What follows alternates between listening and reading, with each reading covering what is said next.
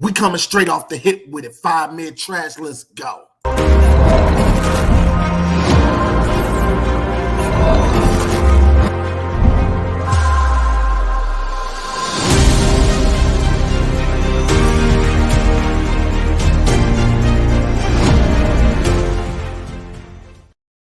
All right, y'all. We on that AEW August 16th episode. I'm a few days late, man. I was just full disclosure. I'm in school, work. Todd Fulton is in school. Pete Stunt be traveling the world. So, sometimes these videos are going to be a few days late, but we ain't going to miss none of them. Another look behind the curtain a little bit. I'll be trying to no-look the start for the intro video. I can't never get it, so I'll be like trying to look for it, but it is what it is. It is what it is. It's early morning. We finna get this AEW episode, this up and down episode of AEW Dynamite cracking. I'm not gonna lie. The way the show started off, I was like, oh yeah, this is gonna be a heavily great show. And then something happened in the middle of the show that just made the show go, made the show go down burning in a ball of flames. And I have a feeling y'all probably know what the hell it is too. So without further ado, let's talk about that fire. Okay, so just off the back, the Orange Cassidy Wheeler Yuta match was great.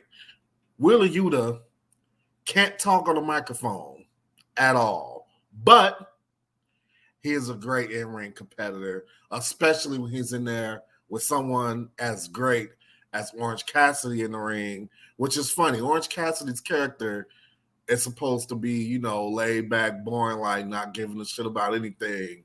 But in reality, his character does nothing and barely says anything, and it's still 10 times better than Wheeler Yuta trying his best to put on a great promo and do his thing. But in the ring, oh yeah, fire. I have no reservations whatsoever with Wheeler Yuta in the ring. It was a great match, great back and forth match. And I thought it was excellent. And what made it even better is that after the match, it was all out chaos. And then we found out that this is going to lead to a Stadium Stampede match. And I love Stadium Stampede matches. I was actually in the arena for, I think it was the Stadium Stampede match between, I want to say the Jericho Appreciation Society and, who are they fighting? It was when they were here in Las Vegas. I can't remember who they're fighting, but Stadium Stampede matches are awesome. So I'm always down for that. A segment that I thought was fire was Jericho and Don Callis. I really like that shit. The shit with the painting, him thinking, oh yeah, it's just another painting of me, you, and then he pulled it off, and then you got the headless Jericho painting. I thought that was awesome. They beat the shit out of Chris Jericho. And I just love that segment overall. I'm not gonna lie. AEW had a lot of fire. I'm sorry, it kicked Monday Night Raw's ass. I'm not even gonna sit here and cap. AEW Dynamite kicked Raw's ass this week. Because those are the two shows. When it comes to the two companies, those are the two shows they're the two flagship shows for both companies. So yeah, AEW definitely got the W this week. Joker Sting.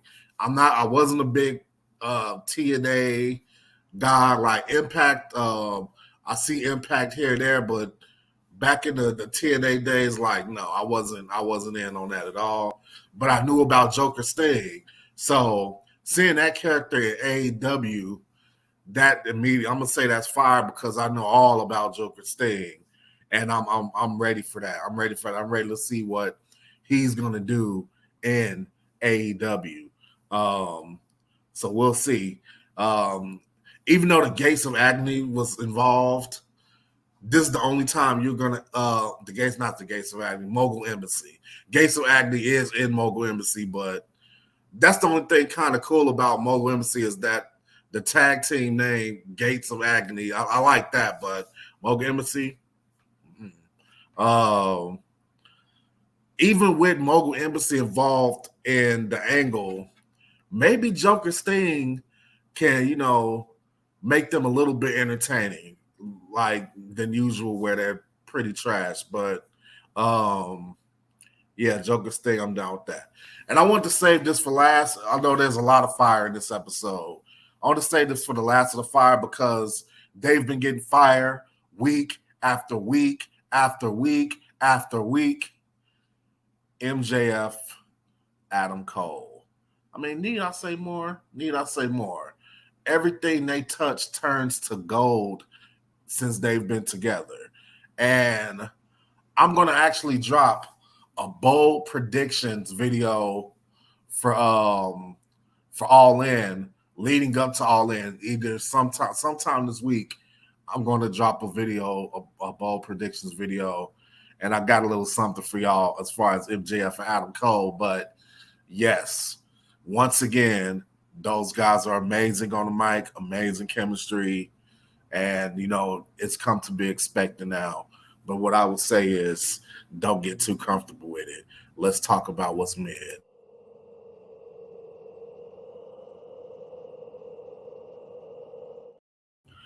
Just like I was just saying, let's go back to the Mogul Embassy.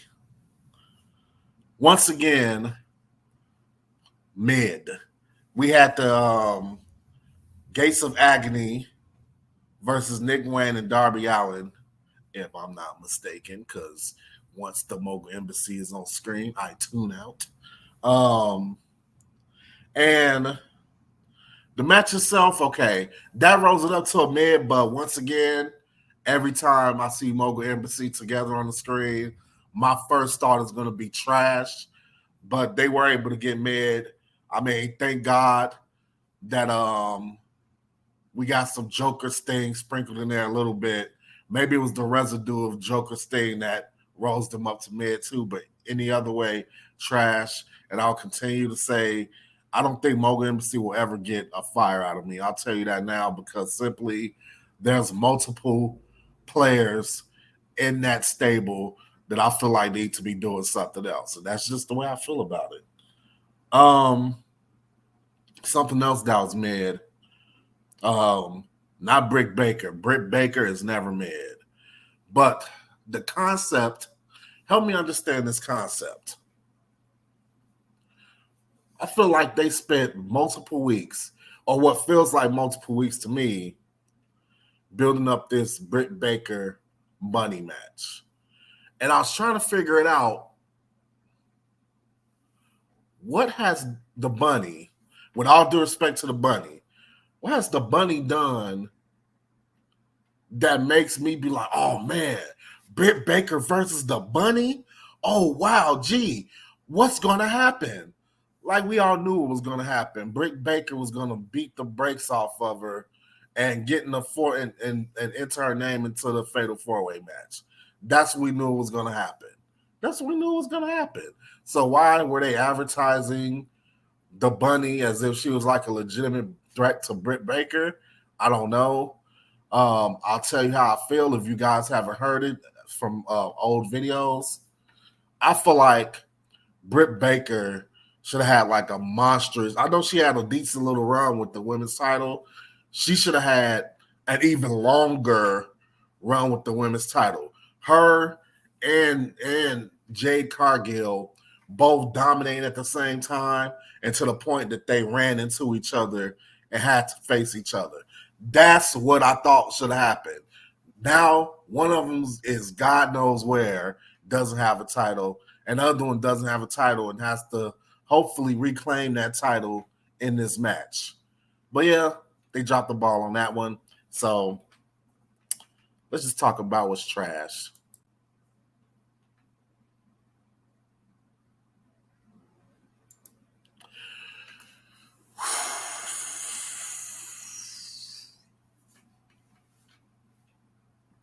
There's only one thing trash this week.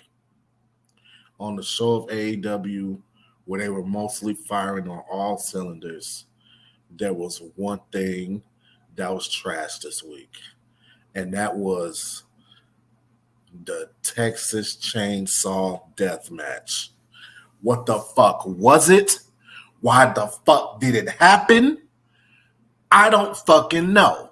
But what I do know is that this is another circus. This AEW has more of this than anybody. They have more this shit should never happen again matches that I've ever seen.